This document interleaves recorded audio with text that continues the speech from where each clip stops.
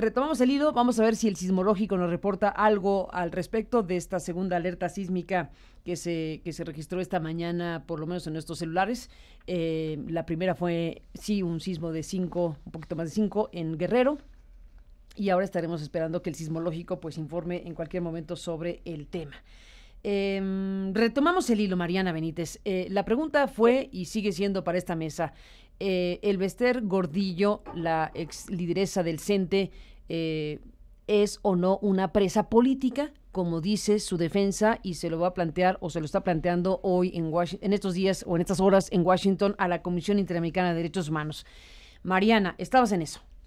Yo decía que por supuesto que no, que es una estrategia mediática del hábil abogado que tiene Elbester, y que desde luego que es un perfecto momento para ellos sembrar este tema, para que también los aliados del Elbester, que es Andrés Manuel López Obrador en este momento, pues de alguna forma presionar para que él le reconozca claramente este carácter de presa y haya un compromiso de, seguramente, en el hipotético caso de que gane Andrés Manuel, de liberarla o darle facilidades. Si no, ¿de qué otra manera entiendes esta alianza, Carmen? ¿De qué otra, qué va a ganar? Hay que preguntarnos qué va a ganar Elbester Gordillo y la gente con esta posición clarísima que tiene Andrés Manuel de cancelar la reforma. Pues desde luego que va a haber, es decir, va a haber un intercambio ahí de favores, ¿sí? Y uno de estos, ya sabemos que a los maestros de la coordinadora, pues lo que les ha prometido es cancelar la reforma para que nos olvidemos de la evaluación y que volvamos a el esquema de compra y venta de plazas, ¿no? Pero a Elbester, ¿qué le va a dar? Pues desde luego, ya está muy claro el mensaje. Aquí posiciona el tema de presa, la victimiza Andrés Manuel, y entonces lo que sigue es que hay que liberarla, ¿verdad? Entonces hay que recordar, y ahí es donde me quedé, Carmen. Ahí te quedaste, y ahí le pedimos... Ahí le pedimos a Jesús Ramírez, bueno, por obvias razones que ha señalado directamente a la campaña de Andrés Manuel. Jesús Ramírez, ¿qué plantean ustedes? ¿Ustedes identifican el Elbester Gordillo como presa política, sí o no? ¿Cómo asumen pues una postura sobre el tema del Elbester Gordillo, sobre todo con los señalamientos que están haciendo las otras campañas? Bueno, desgraciadamente, digamos, no me gustaría hacer leña del árbol caído porque es una situación, pero siendo un personaje público, tenemos que decir lo que es el símbolo del sistema. Elbester ha sido símbolo de este sistema corrupto, de esta venta de plazas, este sindicalismo corporativo utilizado para ganar elecciones, que ha usado tanto el PRI como el PAN. Recordemos que la alianza del Elbester fue con Calderón, como con Peña Nieto, con Salinas, con Fox, con Zedillo. Entonces, realmente, si hablamos del Elbester, ha sido un personaje que le ha servido al sistema. Si ahora en estos momentos, por las razones que habría que analizar, ya no le sirve y la han metido presa porque ya no les conviene, es otra cosa. Pero sí hay muchos antecedentes, y aquí Emilio no me va a desmentir, del uso de la justicia y del aparato judicial para atacar opositores, sí. Sean opositores que digamos que tengan una trayectoria moralmente intachable, muchísimos, la mayoría, pero también viejos caciques, gente que se desforma, que ya se inconforma o que digamos ya no llegan a un acuerdo en el negocio y que terminan siendo criminalizados, porque también se utiliza el aparato para castigar a quienes... Esa es una forma también de mantener el poder, digamos, el cemento del poder del régimen es mantener el terror. Por eso la impunidad viene a ser la carta principal del sistema. Una vez que comiencen a juzgarse a los corruptos, a los políticos, a quienes cometen delitos desde el poder, esto va a cambiar, porque realmente la señal ya no va a ser de impunidad.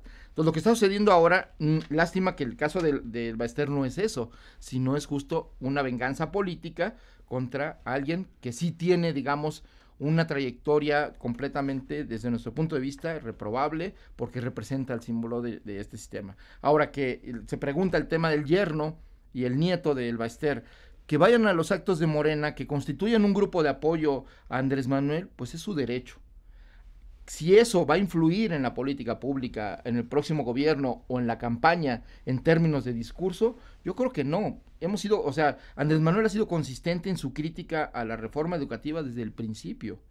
Cuando pasó Nochistlán, que todavía hay ese juicio pendiente de derechos humanos y de asesinatos a mansalva de maestros y de habitantes de un pueblo de Oaxaca, producto del conflicto de la reforma educativa, pues nosotros tomamos una posición de defensa de los derechos humanos, exigir una investigación, y nunca hemos defendido ningún cacicazgos ni privilegios de ningún sindicato. Al contrario, en los 10 compromisos que Andrés Manuel López Obrador estableció en Guelatao, dijo con claridad que se respeta la autonomía y la independencia de los maestros, pero que queremos una democratización de nuestro país que implica la democratización de los sindicatos, pero también de las comunidades, pero también de la escuela, de la vida pública. O sea, en un sentido amplio, lo que dice el artículo 3, que la democracia la pensemos no solamente como un proceso electoral para elegir autoridades, sino como una forma de vida social donde busquemos el mejoramiento y las mejores formas de convivir y de poder llegar a consensos para construir un mejor México. Bueno, a ver, está el tema, el Bester Gordillo, con todo lo que representa y significa Emilio Álvarez y Casa. ¿Y ustedes qué dicen? ¿Para ustedes es presa política o no? Una nota de Andrés Manuel López Obrador. A ver.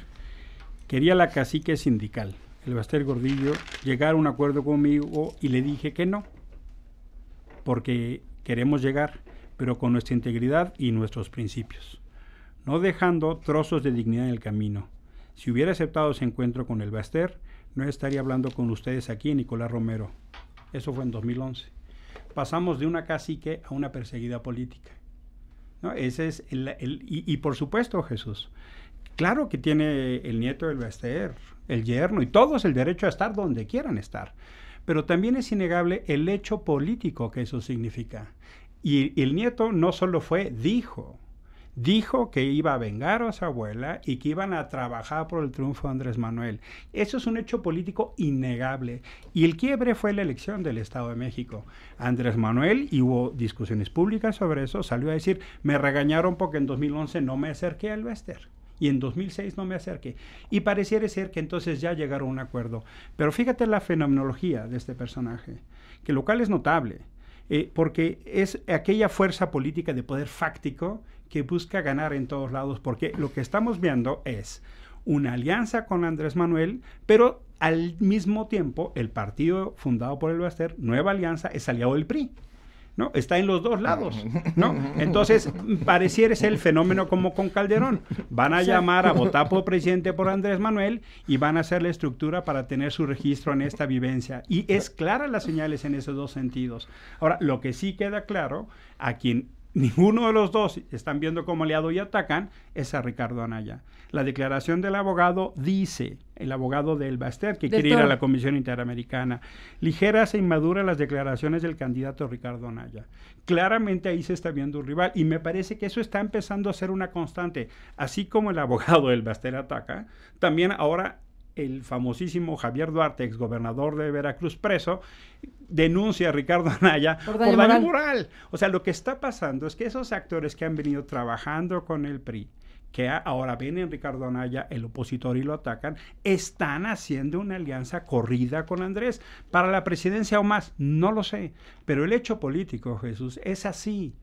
Están operando y no podemos creer que el yerno, pues nada más va ahí a ver cómo está el mitin.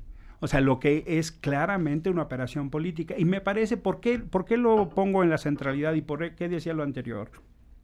Celebro que Jesús lo diga, y la verdad es que me parece vital, Jesús, el tema del artículo 3. O sea, sí necesitamos romper esas estructuras corporativas. El país lo requiere, y me parece entonces indispensable mandar esas señales. ¿Por qué Ricardo Anaya hablaba de la privatización de la educación? Ricardo Anaya hablaba de la privatización de la educación porque es regresar, como se hizo un pacto perverso, a controles de poderes fácticos, lo que debería ser un derecho garantizado para niños y niñas en nuestro país. El gran ausente en la discusión de la reforma fue preguntarle la opinión a niños y niñas. La Convención Internacional de los Derechos de la Niñez habla que tienen derecho a participar y opinión, incluso a los jóvenes. Y me parece entonces que necesitamos recuperar en el tema de la educación, desmontar esa estructura corporativa. Yo creo que eso es básico y vital. Y segundo, estar muy claros que hay hechos políticos innegables donde se está montando una alianza. Tercero, a mí me preocupa que se estén mandando nuevos mensajes de ataque a actores de sociedad civil que están poniendo el tema en la discusión. Ayer, primero fue Andrés Manuel, ahora fue Esteban Moctezuma lanzando ataques a 10 por la educación, diciendo, hombre, me hubieran hablado por teléfono y yo lo resuelvo. ¿Cómo es que sacan las críticas a Andrés Manuel? Es que no debe meterse en la campaña electoral. Vamos, me parece que está habiendo una constante en la narrativa de aquellos que no comparten la posición, porque es muy difícil entender qué dice Andrés cuando dice cosas distintas, y me parece que ese es parte del problema, decirle a cada quien lo que quiere escuchar. Ayer salió Esteban Moctezuma, eventualmente con una cosa de mensaje pasivo-agresivo para decirles, oigan, yo voy a ser el secretario de Educación si gano. ¿Cómo se les ocurre? Me hubieran hablado, yo los atiendo, pero ¿por qué nos critican en público? Vamos, ese tipo de mensajes en términos de relación a la construcción de la democracia me parecen de cuidado y de precaución en la alerta, de decir, no es una cosa conveniente ni sana. A mí me parecen señales que están construyendo una tendencia de conflictividad y tensión con actores de sociedad civil que no me parece conveniente. Bueno, ahí está, otro gran tema, Mariana, Emilio, Jesús, entramos en la recta final de este debate. Déjenme cerrar con un punto específico que dice Emilio Álvarez y Casa, derivado de la discusión sobre el Bester Gordillo. Dijiste desmontar las estructuras corporativas de los sindicatos o del sindicato educativo en particular. Se están refiriendo al sindicato educativo. Como poder fáctico. Estamos hablando del sindicato de petróleos, estamos hablando de una historia de país. Tú lo mencionaste con mucha claridad, Jesús, lo que esto ha significado en términos de el control corporativo, al final de cuentas, es parte de la historia del país. Creo que nadie podría negar, Mariana, Jesús, Emilio, que aquí tenemos un elemento muy importante. ¿Qué pasa con los sindicatos en México? En este caso, los grandes sindicatos. ¿Qué decimos al respecto, Mariana? Estamos hablando de un elemento, de una estructura política en México en donde la organización sindical pues ha sido lo que ha sido históricamente. No lo diré yo, lo dirán ustedes en su análisis, pero ¿qué ven los candidatos a la presidencia sobre este tema? Particularmente el sindicato de la educación, por obvias razones, se convierte en foco de atención principal, pero no es el único sindicato con estas características. Mariana Benítez, ¿qué dicen ustedes sobre el corporativismo sindical? A ver, yo no me quiero salir del tema de lo que tú estás planteando en relación con la reforma educativa. Por eso la importancia, Carmen, de esta reforma, porque precisamente uno de los grandes cambios, las grandes transformaciones que se derivaron de esta reforma fue que se recuperó por parte del Estado la rectoría educativa. En consecuencia, habrá diálogo, desde luego, no estamos hablando de que va a haber una confrontación con el sindicato de la educación, pero con el CENTE en este caso, al contrario, se va a mantener un diálogo siempre abierto, pero no vamos a perder nunca de vista que la rectoría de la educación en nuestro país le corresponde al Estado, y que el Estado es entonces el responsable de implementar, de garantizar un presupuesto, de garantizar que las escuelas tengan infraestructura, de garantizar que los niños tengan acceso a un programa educativo que les permita tener las herramientas para enfrentarse al mundo, a la economía global que hoy ya tenemos. Ya no tenemos que estar pensando nada más en cómo nuestros hijos tienen estas herramientas para salir adelante en nuestro país, en una economía que cada vez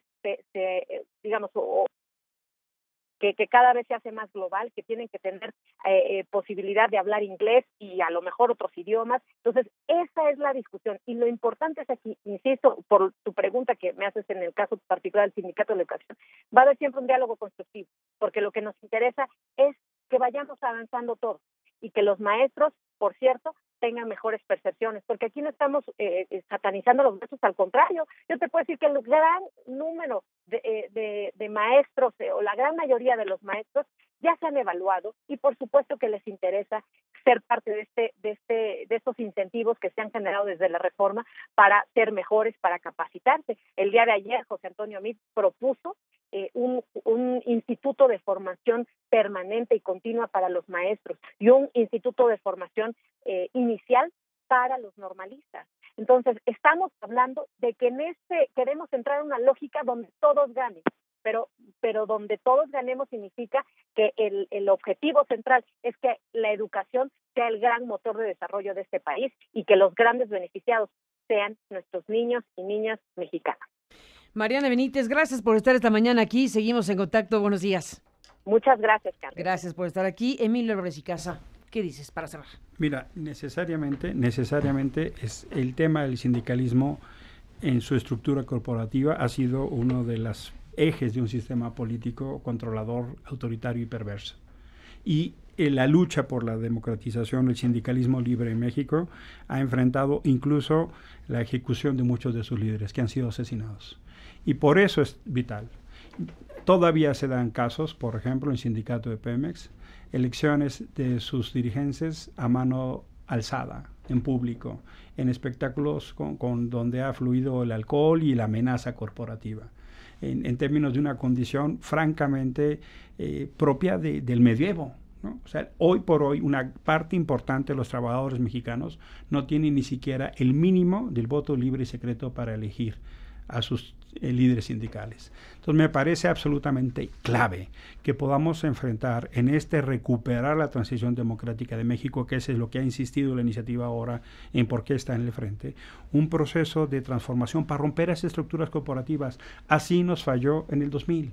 Esas estructuras quedaron intactas y efectivamente, lo dijo Jesús, yo acompaño, eso fue parte de una alianza perversa con Calderón y que claramente tiene que romperse. O sea, no puede ser que estas estructuras que se convierten en poderes fácticos secuestren el interés público, como en este caso la educación o el petróleo o los mineros. El caso de Napoleón es otro ejemplo. Solo hay que preguntarle a los familiares de Pasta de Conchos qué opinan del líder sindical que hoy está postulado al pluri del Senado. Esos son esos modelos de una México autoritario, represivo.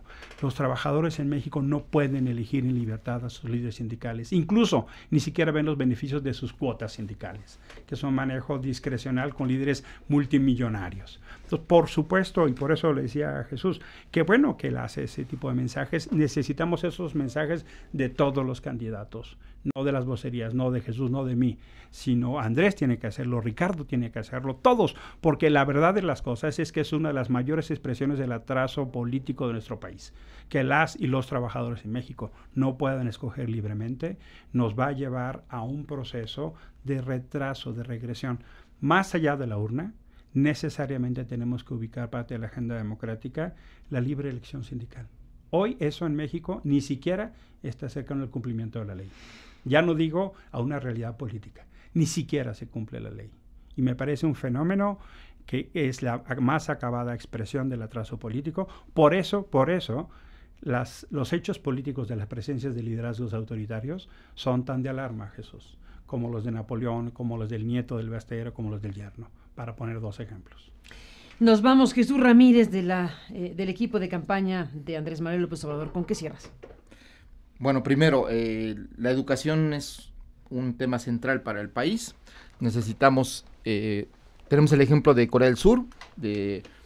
Antes de los 90, Corea del Sur estaba atrasadísimo, apostó toda la educación y hoy pues supera con mucho el desempeño de su economía y de su sociedad. Entonces, incluso en procesos de organización y democratización, Seúl es una de las ciudades con mayor cooperativismo, empresas sociales, de la gente. Entonces, yo pienso que es necesario esta parte del debate sobre la educación, porque detrás de eso está qué proyecto de nación queremos.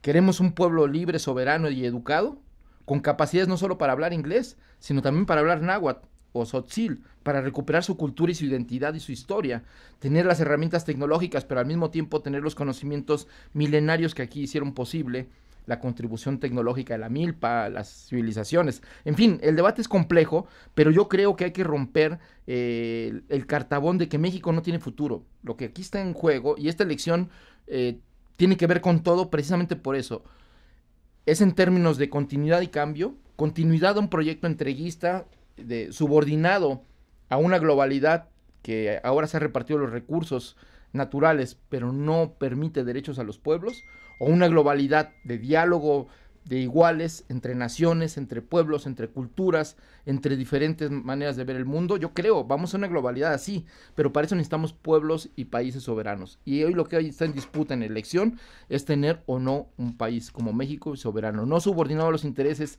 sobre todo de los vecinos del norte. Y nada más quisiera puntualmente, porque se señaló 2 veces, el hecho de que se habla y se dicen discursos para todos los públicos. Creo que alguien que ha dado este ejemplo con mucho en esta campaña, en estos 45 días y antes, pues es justamente Ricardo Anaya, que según el público que esté, habló con los de la CENTE contra la reforma educativa, habló con los del ESME de recuperar contra la reforma energética, le preguntan si va a hacer un diálogo y una alianza con Peña Nieto, titubea y luego primero dice que sí, luego se da cuenta del error político que significa y se desdice. Entonces, creo que la falta de consistencia no está de este lado. En todo caso, que nos atrevemos a plantear los problemas, a fijar una posición y a generar un debate. Y por eso Andrés Manuel ha marcado la agenda de esta campaña y por eso pues tiene la receptividad y el apoyo de las preferencias electorales en las encuestas.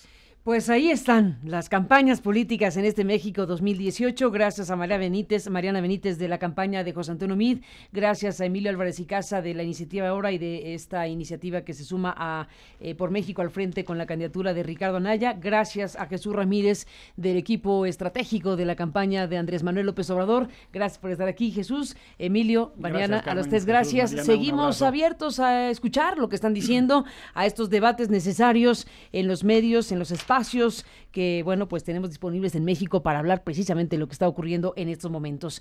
Vamos